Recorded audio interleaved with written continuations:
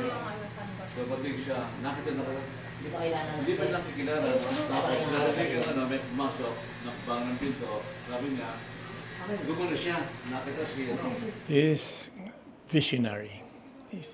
So I think he's one of the most successful within the Yalong clan that I know of. So that's him.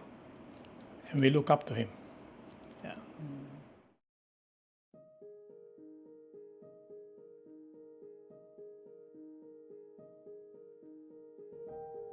You know, being able to become a director and involve my family through the movies that he was making under Cine Suerte.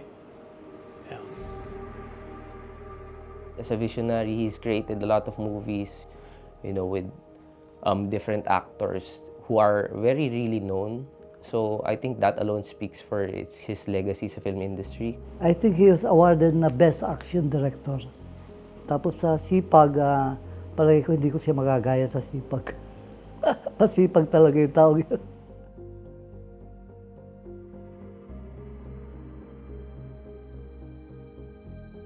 Talagang very submissive siya sa lahat ng ginagawa niya.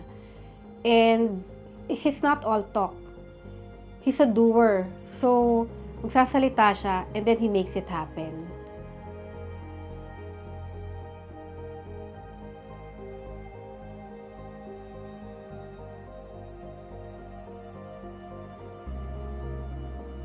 And in the film industry, ganun din siya. He's very passionate. Pag siya yung kumilos, nag-isip, it all happens like magic. Ganun si M7.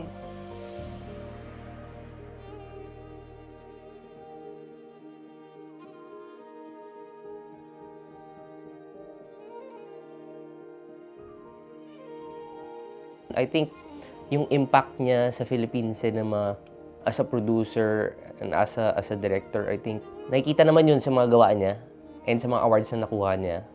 And sa industriya mismo, kilala naman siya. And when you talk about it and when you say his films to any people, any person, alam nila agad.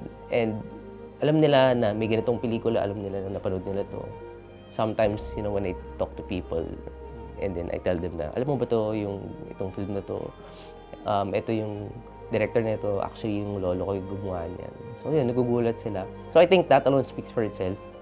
Yung legacy niya from behind the camera, nakikita ng mga tao ngayon. And, hindi siya nawawala as long as you watch, or as long as may TV siguro sa tingin ko, hindi naman yun mawawala. One day he came to me and asked, he's planning a movie, but he has a problem getting the props. I told him there's a way, the snake or the device to move on its own. And we did this in one of the press conferences in Chuchu Junction during that time. And all the directors and all the other actors were surprised that it can be done. And that also put M7 on the map for the only director that was able to do Suma.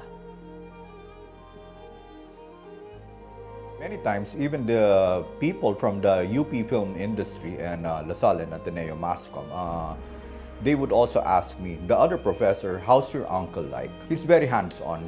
His conviction of producing good quality films, it made him one of the best famous directors and producers in the Philippines in history for so many years. When I saw him directing FPJ was listening to my dad.